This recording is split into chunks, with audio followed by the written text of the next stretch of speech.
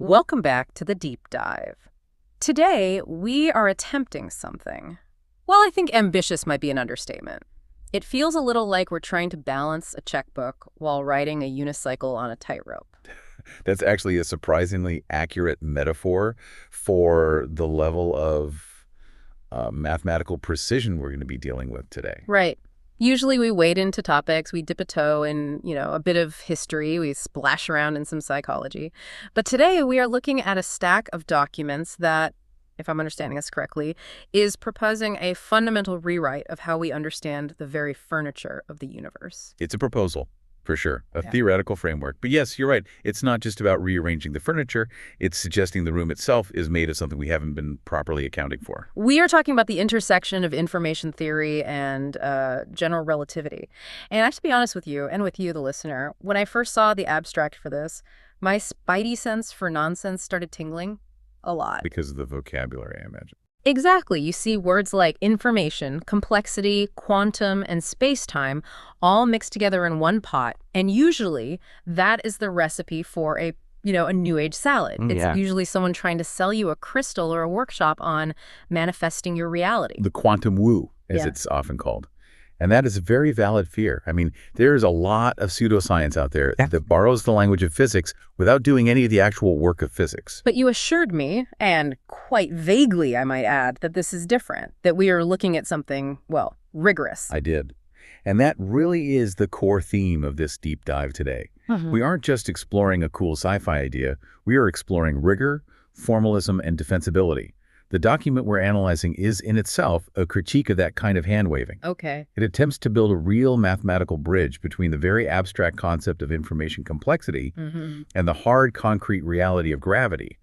But, and this is the key, it does so using the gold standard of physics, the action principle, and field theory. So no metaphors allowed. Well, we'll certainly use metaphors to try and understand it, but the theory itself isn't a metaphor. It's math. It's a derivation from first principles. Okay. Let's set the stage then, before we all drown in the calculus. We have the standard model of physics. We have Einstein. They work pretty well, right? Why are we trying to fix what isn't broken? And they work essentially perfectly within their own domains. I mean, astonishingly well. But there is a sort of conceptual gap. If you look at standard physics, it's built on two absolutely massive pillars.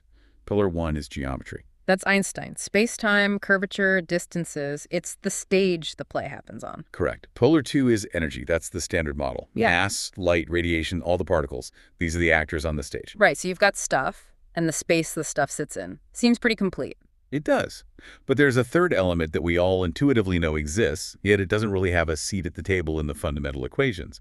And that element is information complexity. Now, when you say information, I need you to be super specific, because my mind immediately goes to a library book or a JPEG file or maybe a strand of DNA. And that's exactly right.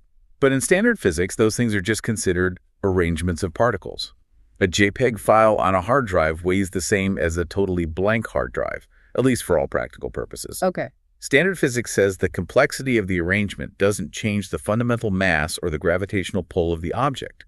A shuffled deck of cards has the exact same mass as a perfectly sorted deck of cards. And that feels so intuitively true. I mean, why on earth would the order of the cards change gravity? That is precisely the assumption this framework challenges. It asks the question, what if the organization itself, what the paper calls compression, is a real physical source? What if complexity isn't just a ghost in the machine, but an actual gear in the machine? And that's the gap. The missing functional term in the equations. Exactly. The framework argues that we have excluded information complexity from the action. And in physics, if you aren't in the action, you don't really exist as a fundamental force. You're just an emergent property. Okay, the action. You've used that phrase twice now. We are absolutely going to get to that because I know it's central to the whole defensibility argument. But let's introduce the protagonist of the story first. If we're going to treat information as a physical thing, we need a variable for it. We can't just call it vibe. No, we absolutely cannot. We need a field.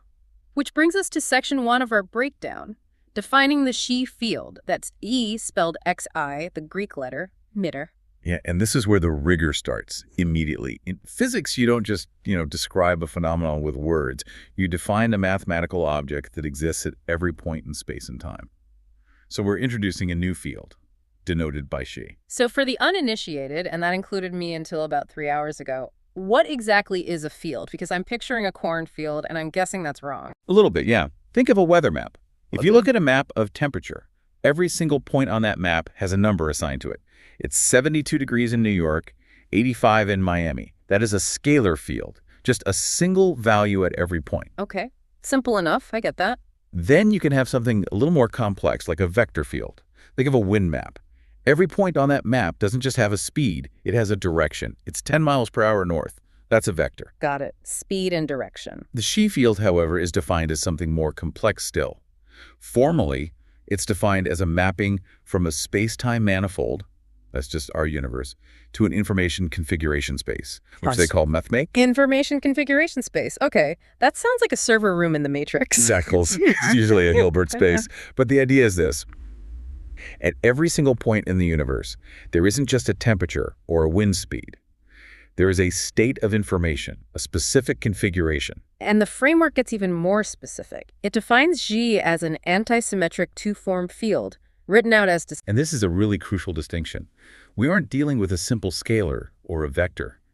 A two-form is a mathematical object that is fundamentally related to flux or to area. Flux. I'm thinking of like water flowing through a net. Is that the right idea? That is the classic analogy. It's perfect. Yeah. Imagine you're holding a butterfly net in a river.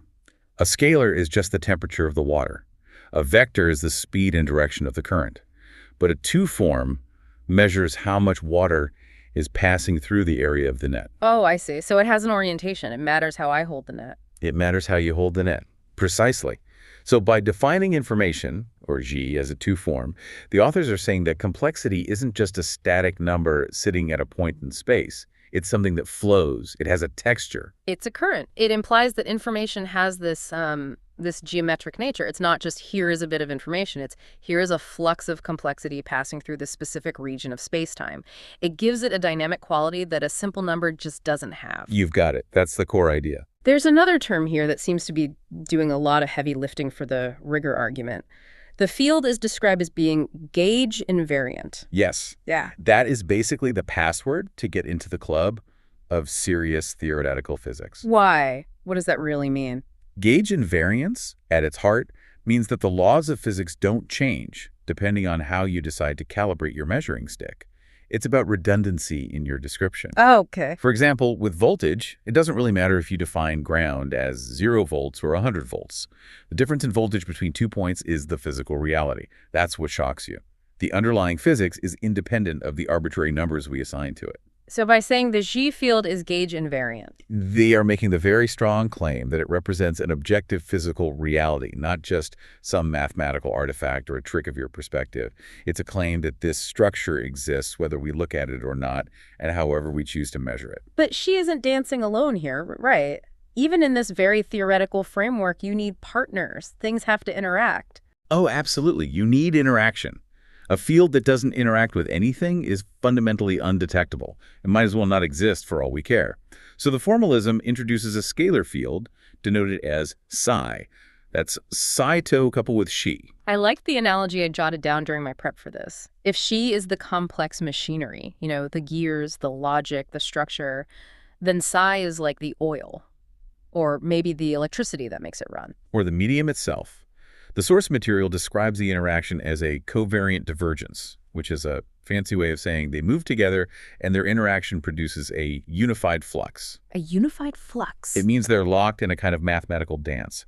The structure, which is she, and the carrier, which is psi, are intertwined. You can't really have the complexity without a medium to carry it, and vice versa. Okay, so we have our players on the board. We have the she field, that's the complexity. We have the psi field, its partner. But now we have to make them do something. We have to make them follow rules. And this, I think, brings us to section 2, the Lagrangian. The heart of the machine, the engine room of the whole theory. I really want to pause on this word Lagrangian, because whenever I talk to physicists, they treat this word with this reverence. It's almost a religious term. Well, it is the closest thing to a sacred text in physics. It all stems from something called the principle of least action. Which is? It's the idea that nature is fundamentally, well, lazy or efficient, depending on your perspective. If you throw a ball, it travels in a perfect parabola. Why? Because that specific path minimizes a quantity called the action, which is roughly the kinetic energy minus the potential energy summed over time.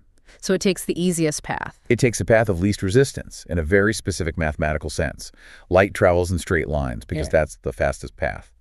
The Lagrangian is the specific formula you plug into that calculation to define your entire system. So if you can write down the Lagrangian for something, you've basically defined its universe. Effectively, yes. If you write down the correct Lagrangian, you can derive Newton's laws, you can derive Maxwell's equations for electricity, you can derive general relativity, everything just, it tumbles out of the Lagrangian through a process called calculus of variations. So for this theory to be defensible, to be rigorous at all, it must have a Lagrangian. It can't just be a paragraph of nice-sounding text. Correct. It has to be math, and it does. The framework presents a very specific compression Lagrangian, which they denote as math Cauchy. And this is where the word information stops being a buzzword and starts being, well, actual math. The Lagrangian they propose has two main parts. Let's try to break them down. Part one, the kinetic gradient term, which is written as nabla 222. This is pretty standard fare for any field theory. The gradient symbol, that upside-down triangle nabla, just measures change. It's the slope. How much is the value of the field changing as you move from point A to point B? So this term is measuring the cost of the field changing, the energy it takes to make a ripple. Exactly. Nature generally hates jagged spikes. It prefers smooth hills. This term represents the energy that's contained in the movement or the variation of the information field across space. So if the information state is wildly different right here than it is a millimeter away, that creates a high energy density. Okay, that part makes intuitive sense. Ripples cost energy. But part two, this is where things get really weird. This is the logarithmic complexity term, written as C dagger log She. This is the radical innovation. This is the move where they basically smuggle computer science into the heart of fundamental physics. C dagger log She. It really does sound like a spell. But that the logarithm, that's the key, isn't it? It is everything. Why logarithm? Because Shannon entropy. Claude Shannon, back in the 1940s at Bell Labs, defined information mathematically for the first time. And he realized that information is effectively a measure of surprise. If I flip a fair coin and it comes up heads, that's one bit of information. But if I roll a 1,000-sided die and it comes up 482, that's a lot more information because it's a much more surprising outcome. And the formula that calculates that amount of surprise involves a logarithm. The famous P log P tie. Probability times the log of the probability. That mathematical structure is the signature of entropy, of information. But there's another related concept linked here in the source material too, right? Kolmogorov complexity. Yes, and this is a subtle but important distinction. Shannon's work deals with transmission. How many bits do I need to send a message over a wire? Kolmogorov's work deals with description. How hard is it to describe an object? Give me the classic example. Okay, imagine a string of 1 million numbers. If that string is just 1, 2, 1, 2, 1, 2, repeated over and over, I can describe that very simply. I can just write a little computer program that says print 1, 2, 500,000 times. That's a very short description. It has low complexity. Okay, makes sense. Now imagine a string of 1 million truly random numbers, maybe generated by monitoring cosmic radiation, 5, 9, 2, 1, 8, 3, and so on. To describe that string, I can't summarize it. There's no pattern. I just have to write down the entire list of 1 million numbers. The description is as long as the object itself. That is high complexity. So Kolmogorov complexity is basically asking, how much can you compress this file? A repeating pattern is highly compressible, random noise isn't. Exactly. Hence the name the authors chose for the theory, compression. So here's my question, and this gets right back to the rigor theme. Shannon entropy deals with discrete bits, heads or tails, a 1 or a 0. Kolmogorov deals with computer code, which is made of discrete characters. But physics is smooth, space is continuous. You can't just put a bit into a derivative. It breaks the calculus. You have just hit on the central technical challenge they had to solve. You cannot differentiate a computer program. It's jagged. It's step-like. It doesn't have a smooth slope. So how on earth did they put a log term, which comes from this discrete world, into a smooth Lagrangian that works with calculus? They created what's called a continuous analog. They make a clever move. Yeah. They treat the G field not as a set of discrete bits, but as a smooth fluid that approximates the behavior of those bits on a large scale. It's like looking at a sandy beach from an airplane. Up close, on the ground, it's billions of discrete, individual grains of sand. But from the plane, it just looks like a smooth, continuous beige surface. That is a perfect analogy. That's exactly it. This theory treats information as that smooth beach, which allows us to use all the powerful tools of calculus, gradients, derivatives, curves, even though deep down it might be made of discrete bits. The term kg log xi is the mathematical way of saying the potential energy of this field at this point depends on how complex it is to describe. And there are tuning knobs involved too, right? I see these Greek letters alpha and beta in the full Lagrangian. Right. Those are just physical constants. Yeah. Just like $d is the constant for gravity or $c is the speed of light. They have to be measured by experiment. Alpha basically tells us how stiff the field is, how hard it is to make ripples in it. And beta tells us how heavy the complexity is. So if you beta 0, then complexity weighs nothing, and we're right back to standard physics. Correct. The whole theory disappears. But if betas is non-zero, even a tiny bit, then a complex file literally weighs more than a simple file. Which brings us to the main event. This is the climax of the whole proposal. Section 3, the modified Einstein equation. The holy grail of theoretical physics. Everyone knows the famous one, or at least has seen it on a t-shirt. General relativity. Probably the most elegant and profound equation in history. The left side, the Tito-entry. It's the curvature of space-time, it's gravity. The right side, the Tito, is the stuff. It's the stress-energy tensor, matter, energy, light. Space tells matter how to move. Matter tells space how to curve. That's the famous Wheeler quote. Now, this framework proposes a modification, a breathtakingly bold one. It adds a new term to the right-hand side of that equation. Okay, let's look at the new version from the paper. It says 8 piece plus lambda t/t. All right, let's unpack that carefully. The first term, TTCM, is the standard model stress-energy tensor. That's your planets, your stars, your photons, the furniture we already know and love. And then we have that plus sign and a lambda. And the new player, the Xi tensor. This is the central claim of the entire paper, boiled down to a few symbols. Compression has force. By adding this term, they are mathematically stating that the curvature of space-time gravity is determined not only by mass and energy, but also by the gradient and density of complexity. I really want to try to visualize this, because this is the hardest part to wrap your head around, that leap from abstract to physical. Okay, try this. Imagine you have 2 hard drives floating in the vacuum of deep space, far from any star. They are physically identical. Same brand, same model, same number of atoms down to the last one. One hard drive is completely blank, all zeros. The other hard drive is filled to the brim with the most complex, random, uncompressible data imaginable. According to Einstein. According to standard Einstein, they have the exact same mass and therefore the exact same gravitational pull. They warp space-time exactly the same amount, no difference. And according to this new Xi framework, the full hard drive pulls harder.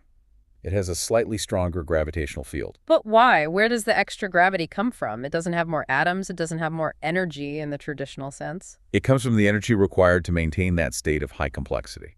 The theory suggests that being complex is a high-energy state relative to the simple, ordered vacuum state. Yeah. And since energy equals mass, the famous EMC23 decoder, that extra energy, stored in the configuration of the bits, manifests as additional gravity. So information isn't just a label we put on things after the fact. It's an active stress on the fabric of space-time itself. That's a great way to put it.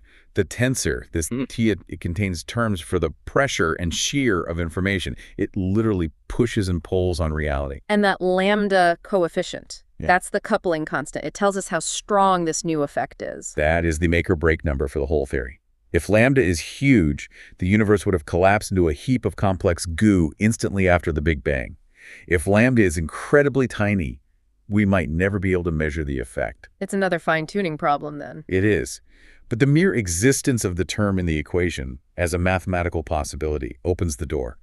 It allows for a universe where the structure of matter can matter just as much as the matter itself. This has to lead to some wild behavior, because if this field exists and it interacts with gravity, it must also move on its own. It must have waves, which is section 4, the wave equation. The dynamics. How does it wiggle? How does it propagate? The paper says we derive the field equation by varying the action, again, that standard calculus procedure, and we get something they call a non-linear Klein-Gordon-like equation. Okay, let's strip away the jargon there. The basic Klein-Gordon equation is the standard description for a simple quantum wave. It describes how a massive particle's wave function moves. But the key word you said there is nonlinear. Right. Why is that distinction so important? Linear versus nonlinear? Linear waves are, well, they're polite. Think of ripples on a calm pond. Yeah. If two ripples cross each other, they pass right through one another. They might add up and get a little taller for a second, but then they continue on their way, completely unchanged. They don't fundamentally affect each other. Light is largely linear. Two flashlight beams can cross without crashing into each other. Okay. Simple enough. Nonlinear waves are totally different. They interact, they talk to each other, they can be chaotic. Think of a rogue wave in the ocean. It's not just two waves adding up politely. It's a complex system where the wave can feed on itself, stealing energy from surrounding waves, growing steeper and steeper until it collapses. So a nonlinear wave can literally eat another wave. Effectively, yes. Or bounce off it, or merge with it to form a new, stable structure called a soliton. It opens up a whole zoo of complex behaviors. And the equation given in the paper is m21 plus log g. And there it is again, that log term. The term inside the parenthesis, $1 plus log g, acts as a kind of self-dependent mass. Because the log is there, the wave is sensitive to its own height, its own amplitude. So what does that mean in physical terms for information? It implies that if you have a wave of complexity moving through space, and it encounters another wave of complexity, they don't just pass through each other like ghosts. They might merge, they might scatter, they might annihilate, they might even form a new, stable, particle-like structure. This is starting to sound suspiciously like, I don't know, thought, or the evolution of ideas. One idea meets another, and they form a new, more complex one. Fox, let's be careful not to go too far down the metaphysics rabbit hole just yet. Yeah. Yes, mathematically, it provides a mechanism for self-interaction. Standard waves don't know about each other. Nonlinear waves do. And this theory suggests that information, as a physical substance, is a self-interacting substance. It can clump. Which brings us to the absolutely critical question of whether this breaks everything else. Does this new clumping information field just ruin all the physics we already know and use every day? Section 5, compatibility. Right. This is the ultimate defensibility check. Yeah. If your shiny new theory predicts that electrons should fall apart or that the sun should be a cube, your theory is trash, no matter how elegant it looks. The framework makes some strong claims about compatibility. First, it's compatible with Yang-Mills theory, Which is the mathematical foundation of all of particle physics. It's the math that describes how quarks are held together inside protons and neutrons by the strong force. So that's a big one. compatible with electromagnetism. Also crucial. We like our computers and light bulbs to work. And it also says it's compatible with topological gauge fields. Now that's getting into the really high-level stuff. That's the language of condensed matter physics, exotic materials, and even string theory. The fact that they specifically mention Calbron fields in the notes suggests they are seriously thinking about how this idea might mesh with string theory structures, not just point particles, but extended objects like strings and membranes. It really seems like they went to great lengths to make sure this is additive. That is the perfect word for it. The total action of the universe they propose is just $, gr plus sm plus sheech. They aren't deleting Einstein's general relativity. They aren't getting rid of the standard model. They are just adding a new chapter to the book. It's an expansion pack, not a whole new operating system. Which brings me to the final section of the document, and honestly, the part that surprised me the most when I was reading it, it wasn't math at all, it was philosophy. The category integrity section. Yeah, it felt passionate, almost angry. I wouldn't say angry, I would say fiercely protective. Let me read the quote directly from the source here. If we are to build bridges between symbolic systems and formal sciences, category integrity is the ground we must both stand on. This is a direct response to that physics envy or the quantum woo we talked about right at the beginning. It goes on to say, and I'm quoting again, if we like Hamiltonian or resonance in a symbolic way, we must say so clearly and not wrap ourselves in the credibility of physics. And that is the ethos of the entire paper, right there. It is a powerful argument that words have precise meanings. In physics, a Hamiltonian isn't just a vibe of energy flow. It is a specific mathematical operator corresponding to the total energy of a system used to predict its time evolution. It has a formal definition. And resonance isn't just we get along really well. It's a specific frequency matching in a driven oscillator that leads to a large amplitude. Exactly. The authors are effectively saying, look, we are proposing a wild-sounding theory where information is physical. We know that sounds like New Age stuff. But we are proving our good faith by using the rigorous, formal mathematical definitions of these words. So it's about intellectual honesty. It is. The text even calls this kind of rigorous critique a gift. It says that requiring rigor isn't about gatekeeping or being exclusionary. It's about establishing a shared reality. If we can't agree on what the words mean, we can't possibly discover anything new together. What you are protecting is not ego or reductionism. It is the integrity of shared inquiry. I really like that line. It reframes this idea of rigor not as being rigid, but as an act of community building. It's the difference between playing a game of tennis with a net, with lines, and with rules we all agree on, versus just standing in a field and pantomiming tennis with no ball. One is a game we can play together and learn from. The others is just performance art. This paper wants to play the game. So let's try to bring it all home. Let's synthesize. We have covered a massive amount of very dense ground. We certainly have. We've introduced a new fundamental field, which is an anti-symmetric two-form that represents the flow of complexity in the universe. We've plugged it into a Lagrangian, a description of its physics, that uses concepts from Shannon entropy and Kolmogorov complexity to define the energy of information itself. Yeah. We've used that Lagrangian to modify Einstein's field equations, proposing that this compression of information actually creates gravity, that complexity has weight. Yeah. And we've shown that this field would behave as a nonlinear, self-interacting wave, all while being carefully designed to respect the boundaries of all of our existing tested physics. That is the complete synthesis. So, why does this matter? Beyond all the math, beyond the chalkboard. If this is even remotely true, what does it change about how I look up at the night sky? It changes everything about the black holes. How so? Think about what a black hole is. In standard physics, it's a singularity of mass, an infinite density of matter crushed into a zero-dimensional point. But we also know that black holes are profound paradoxes of information. They have the highest possible entropy of any object of their size in the universe. Right, the information paradox. What happens to the information that falls in? Exactly. Now, apply this sheet theory. The core premise is that compression gradients create gravity.